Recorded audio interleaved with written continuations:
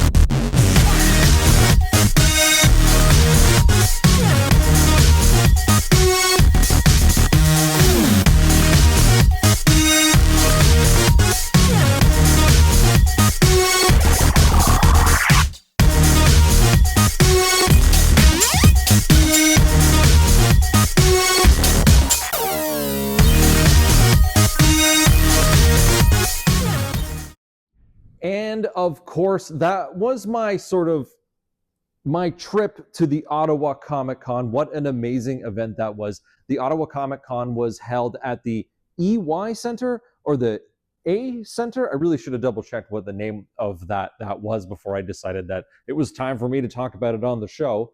That's just how I roll. So it was in Ottawa. It was the Ottawa Comic-Con. So what else more can I say about it? I wrote a couple different things also. Here, let's talking about the Ottawa Comic-Con, Jordan wrote something down. Here it is. I should have organized just a little bit better, but today on this episode of By the Wayside, it is all about the Ottawa Comic-Con that happened in 2025 in, of course, Ottawa, which I was able to go around, talk to some amazing people, which we will get to on this episode, so you're not going to want to go anywhere. But I wanted to give you a few facts about the Ottawa Comic-Con that you might not know. And if you're interested, I'm pretty sure the website will pop up here or might pop up here. I'm not sure where it's going to pop up. I do all the editing, so who knows, Jordan? Who knows? The Ottawa Comic-Con was launched in 2012, so it's been around a really long time, and the longevity of it really shows how popular it is. It's an annual event that is dedicated to pop culture, and that pop culture spans all sorts of different things like comic books, video games, what else did I write?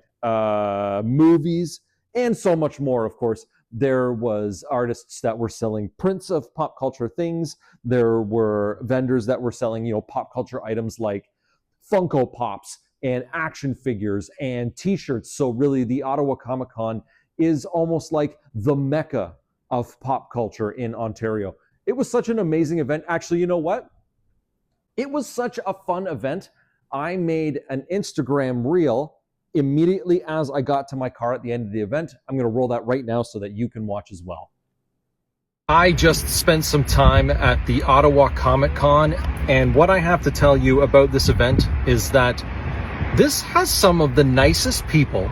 It has some of the nicest atmosphere, and I felt so welcomed and comforted here. What a great time. What a great time. That is how much fun I had. That was a genuine response to a really genuine event. I never felt more included, not ostracized. There was just this air of friendliness and amazingness that the 2025 Ottawa Comic-Con had, and I look forward to going back again and again. And I'll be honest with you, I wasn't paid to say this, but I encourage you to check it out as well. If you're in the Ottawa area, or if you're just able to get to the Ottawa Comic-Con, head to their website, find out where they're going to be, and go and check it out. I think it's really absolutely important. On top of all the amazing vendors and artists and creatives and amazing people that were there at, celebs. I mean, you watch the video, celebs and what else did I say? Cosplayers, families, everyone having so much fun. There was over 40 different workshops and panels. Nope, over 50. Why did I say 40? Because I'm over 40. There was over 50 different panels and workshops over the 3 days of the Ottawa Comic-Con. So the website, of course, has an exhausted list of all the things that were happening. So for next year, I encourage you to check it out and find go to their social media or what have you and see what they had going on. Don't go anywhere, because right after this break, which I'm pretty sure is just like a short teeny tiny break, but the question is the teeny tiny break like one of those like, this is by the wayside and we'll be right back? Who knows? This is by the wayside and we'll be right back. So which one was it? Was it the we'll be back, or was it just a blank sort of screen? I don't know. I don't really know. When I was at the Ottawa Comic-Con, I had the opportunity to talk to a variety of creators. A lot of those people were, not a lot, every one of their creators was so friendly and super helpful in answering any of the dumb questions that I decided was good enough for me to ask them. Awesome enough to answer some of my questions. These creators are just a smattering of the people that were there. So roll the clip. What's your name? My name is Leslie Doyle, otherwise known as Aquagem Art online. Why are conventions like the Ottawa Comic-Con, which could be far from your home base, important to you as a creator? Honestly, mostly because of the people. It's about the interactions that I have, the people who come back to my table every year, tell me about, where my art is hanging in their house, or who they gave it to, or things like that. It's making those connections. Do you have a convention ritual? That's a really good question. That's because I only ask good questions, Leslie. Other than my setup, which is kind of a ritual in and of itself, I definitely do my coffee in the morning has to be. Okay, let's be fair though. That's everyone's ritual. Fair. At your booth/table right now, what's your favorite work available? Ooh. I think honestly it's usually my newest piece, which is my Superman right here. I just saw the movie and I immediately, fell in love with everything about it. I had to put crypto in there. So yeah, that's my current favorite piece at my table. Thank you, Leslie. I appreciate it. My pleasure. My name's Beto. Awesome. Of all of the conventions like the Ottawa Comic-Con, sometimes they're not in your home base. Why is it important for you to be at conventions? It's always great to reach a new audience, going to different conventions, different cities. You're always meeting somebody new, someone who's never seen your artwork before. So as an artist, it's really important to reach out to as many people as you can. Do you have a convention ritual? Not really a ritual, but I do have a certain way that I set up my booth all the time. I take the same steps, even down to having the same thing to eat usually in the morning. It's almost like a sports superstition. Yeah. I try to keep it Keep it simple, keep it the same. That's the best way to do it, as simple as possible. Of all of the work, of your work specifically at your table slash booth, which one's your favorite? Well, one of my favorite pieces, I would say, is this Rakim comic book cover right here. That's the first hip hop comic book cover mashup that I did in this series way back when. Awesome. And yeah, that got the ball rolling for me. Well, thank you very much. I appreciate your time. All right, peace. My name is Krista Walsh. Krista, why are conventions like the Ottawa ComicCon, which could be far from your home base, important to you as a creator? For me, it's all about finding your people. And I feel like I do quite a few events throughout the year, and Ottawa Comic-Con remains my absolute favorite one. And not just because of the number of the crowds and all that kind of stuff, but because the energy that comes into these places is like nothing I find anywhere else. It's people who are finding like their peers and their interests and all this stuff. And so the passion and the energy is so positive. It's very addictive. And I feel like anything that encourages people to embrace what makes them different or embrace what brings them joy is something that the world needs just more of in general. That's a great answer. I could just end everything. That's great. I like that. Krista, do you have a convention ritual? Underbuying my books and not buying nearly enough of them, that's definitely part of the ritual. Choosing the snacks, doing the setup, but no, mostly it's gearing up for mentally, gearing up for the crowds, gearing up to talk to the people, trying to get a good night's sleep the night before, but that rarely happens. And then my favorite part, though, is the setup. I like to come in early. I like to take my time. I like to arrange everything so that it fits the vibe that I'm going for on any given year.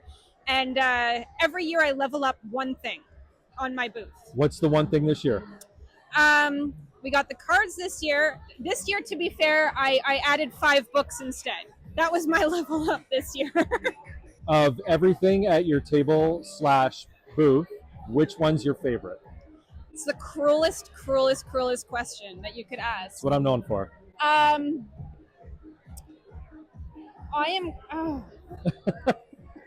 Just because I'm going to say A Dream Shrouded in Fury because it just came out 2 weeks ago.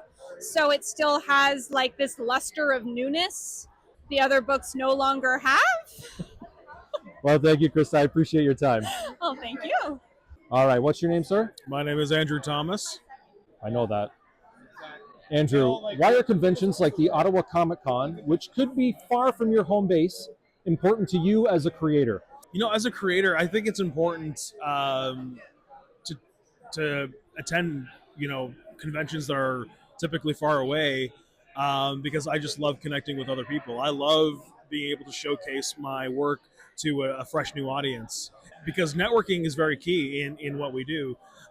So I'd love to not only meet fans that are also geeking out with the things that I do, but I also want to meet people and pick their brains. And do you have a convention ritual?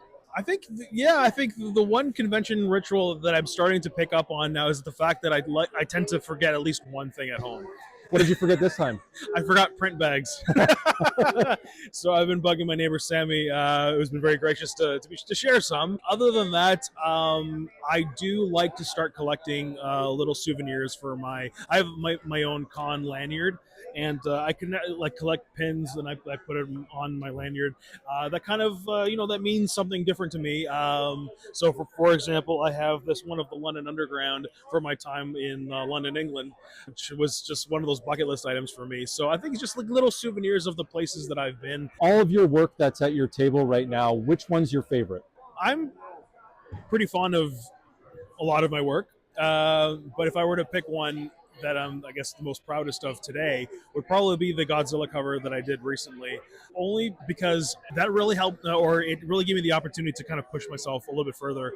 And, Godzilla's, there's a lot of destruction, there's a lot of chaos, and I sometimes play it safe with my art by keeping it clean. I do enjoy cartooning, but this kind of let me, kind of push me to step outside of my comfort zone a little bit more and kind of, showcase a little bit more chaos and a little more destruction in the cover. And I think it came out great. And I'm really proud of how it came out. Awesome, Andrew. Thank you. Hi, my name is Matt from Little Root Boutique. Why are conventions like the Ottawa Comic-Con, which could be far from your home base, important to you as a creator? Well, Ottawa is actually my local show, so I do shows all over Ontario and Montreal, and it's nice to be able to come home and see people from everyday life. When you're on the road visiting various other cons, you see people, but you don't see friends and family. So it's nice to have a local con, and Ottawa's con's gotten really big over the years, so it's great to see so many people coming out and supporting artists. Do you have a convention ritual? Yeah, every Saturday night, after the big day, a bunch of the artists around, we always go to a restaurant around town, and we always try to go someplace new, someplace local, never a chain, always try to give back to whatever community we're in. At your table/booth, is there a piece that's your most favorite? I mean, I love the Koroks because they're all one of a kind. I use real leaves when I'm making them, so each one is unique. But right now, I'm in love with this Ouija board, and it seems to be pretty popular. I also had the opportunity to speak with Fadi Hakim from Comic House. Did I just go off screen? From Comic House about Comic House's involvement in Captain Canuck. Roll the clip, Jordan. It's Fadi Hakim, founder of Chapter House, which has become Comic House and owned by Lev Gleason Publication, an imprint of Lev Gleason Publication. When people think of the epitome of Canadian superheroes, they immediately think of Captain Canuck. With such an endearing character on your roster of characters in the Comics House universe, what's that like? It's quite an honor to be honest with you. I mean, we're celebrating our 50th year this year with Captain Canuck, and so we've been doing a lot of panels, and there's a lot of reminiscing and that sort of thing. And a lot of the guests, of course, the panels, and a lot of the fans will ask questions about Canuck and over the years, and it's just stellar to think about how much I've been I've been a part of Canuck for the last 13 years, Richard obviously for 50 years, so, and just the amount that I've been through with that character myself, it's fantastic. And just to kind of go back into the vault and kind of just bring all those memories and all the people that were involved back up, it's just been an honor. Fadi, Captain Canuck being the epitome of the Canadian superhero, we're in the nation's capital. Do you find that there's more of a love for the hero here than there is anywhere else in Canada? It's very interesting here, because what I love about, let's say for instance, if we're in Toronto or Winnipeg or in Calgary, predominantly English speaking, then we were just in Montreal before Fan Expo, and we'd sell out of Quebec, who is one of the characters in Captain Canuck. And here, what's so incredible is that we get the French and the English, and it's so apparent, and you wouldn't even realize it, unless maybe it's something like Canuck and the stories that kind of bring it out. So I love that so much. This is literally our nation's capital in that sense. So yeah, that's quite fun. Thanks, Fadi. I appreciate it. Hey, not at all. Thanks, Jordan. If I could summarize the 2025 Ottawa Comic Con, I would condense it all down into one word: fun. Make sure to check out their website for more information about where they'll be next year and what else they're involved in the rest of 2025 and beyond.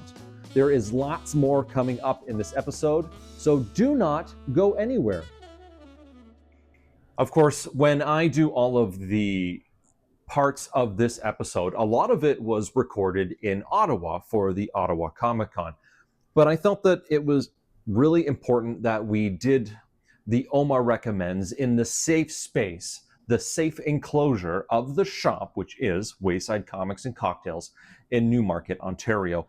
And while Omar is in the background and he's actually looking for a really great recommend for you, and I said to him, Omar, don't stop doing what you're doing. I just want to have a little... Because we're going to hit you with a surprise, Omar Recommends. Wow. Wow. I did not expect that. Check out my handsome new plaque. These are really cool. If you come to Wayside Comics and Cocktails, now you can see exactly what it is that Omar recommends and just find these little signs here. Yeah, they're around the shop.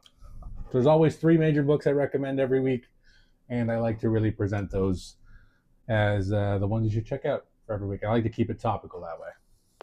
There's only a couple more months left in the year. Why did we do the beep in the middle? Because I forgot the stand. So, Omar, you've got something amazing to recommend today. What do you have to recommend? Yeah, so we recently had a couple great creators in the shop, and I really love their book. I think it's pretty fantastic. Colton Fox and Beige Bloom. We're going to recommend their book, Witch Hazel. This is their Variety Hour special that they did through Silver Sprocket. And yeah, I love the first thing that captures your eye when you're looking at us on the shelf or on the stands is like the presentation of a book cover, everything. And they've done a wonderful job with the presentation of this book. What is Witch Hazel? Hazel is she's a witch, she's a dropout, she lives in Toronto, and she gets into misadventures, rents out her services to other, misfits in the community. And Misfits. It's a good word. It is a good word. But yeah, it's just like, it's a fun book, and like it's also an all ages book, so I enjoy being able to have more of these kinds of books to recommend to people. Again, when I say all ages, that doesn't mean it's just for kids. They are very extraordinarily charming characters.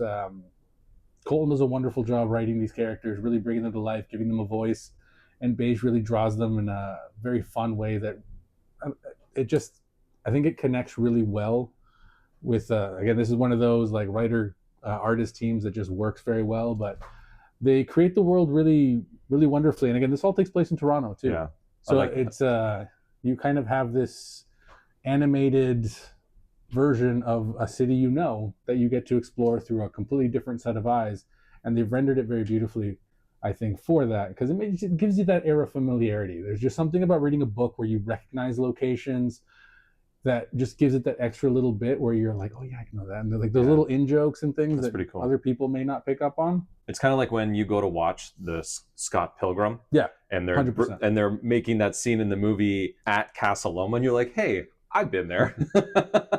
Yeah, and I mean this, it's again like huge locations. It's a small story with it's a very character-driven story. Yeah, which is the best part. But what I love about this book as well, like I said, it's a great all ages book because of the presentation. So you have stories in the book, there's activities, there's stickers, there's lots to love. So if like you like to collect stickers for stuff, there's a lot in there. There's fun puzzles, and I forgot about the stickers. I remember when I had the book in my hand and I went, oh, there's stickers in here. That's so there's cool. Something exciting about opening something and being like, stick. It's a very, it tickles the child in Yeah, I agree.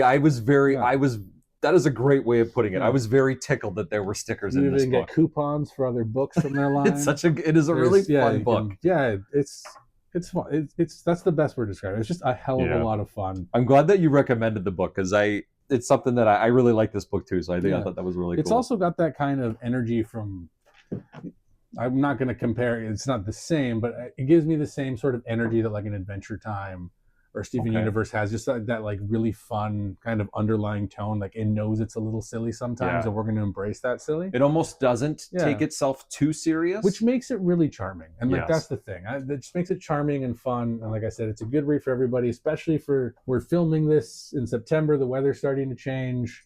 So for the season, if you like pumpkin spice and everything nice, check out Witch Hazel. It's definitely going to satisfy that craving you have. Awesome. Omar, before we end the Omar Recommends segment on this episode of By the Wayside, we didn't talk about this beforehand, but do you have a favorite witch, like in pop culture? A favorite witch in pop culture? Yeah, movies, television, comic books. For some reason, my brain is blanking 100%.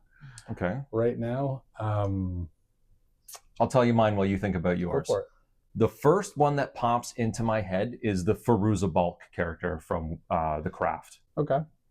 The first one that pops into my head when people say like witch is actually one that traumatized me when I was a kid. I was like traumatized, I just mean like the movie hit me hard. This is going to be complete opposite to what you're asking me. It's more like the witch that scared me when I was a kid. Okay. But when I was a kid, my mom's had me watching like horror movies since I was like 3 years old. So I've seen all kinds of things. But like when I would watch kids movies, like movies that were aimed at kids, I think when you watch adult films, sometimes when you're very young, you don't get it. You're like, what's happening? And like you kind of, it's scary, but you have like a disconnect. You're generally like scared of like the general concept of the dark and things. Yeah. But I remember when I was like 4 or 5, I saw the Roald Dahl Witches movie, and that movie scared the crap out of me. Those effects when like they shed the hair and it's like all those like very ratty super close-ups of like the gross slickness and that got me. That was the that's- moment anybody says it was the first thing that pops into my head. That's every interesting. every single time. Right before we end this, we're talking about scary witches. It's not necessarily a witch, but Mombi from Return to Oz, ironically with Firuza Balk as well. Anyway, Omar, thank you very much for Firuza Balk, apparently. It's too late. It's in the open. It exists now. Firuza, if you're listening, reach out. Reach out. But as to witches I like, just to finish answering. Oh your yes, question, of course. Yeah, I guess you can keep going. There's probably two. I'm a big fan of the. I'm a big fan of the book Berserk, and I like the witches presented in that book quite a bit. Shirke and Magda, if you know, you know. Yeah. Also, Scarlet Witch just pops into my head because she's pretty awesome. Fair enough. Yeah, fair enough. All right, Omar. What do you say at the end of every segment? Oh yeah, we will catch you on the next Omar Recommends and By the Wayside. Thanks, Omar. I'm very smitten with my little plaque. It's a very dumb thing, but I love it. Make sure to come on over to the little things, guys. Wayside Comics and Cocktails. Find these little guys. Take a picture. DM it to one of us. Yeah. And you don't get nothing. It's just just lets us know that you're here. Stick around. We got lots more in this episode, so don't go anywhere. Hold on, and before we go, can we just take a moment to appreciate the part in Jordan's hair?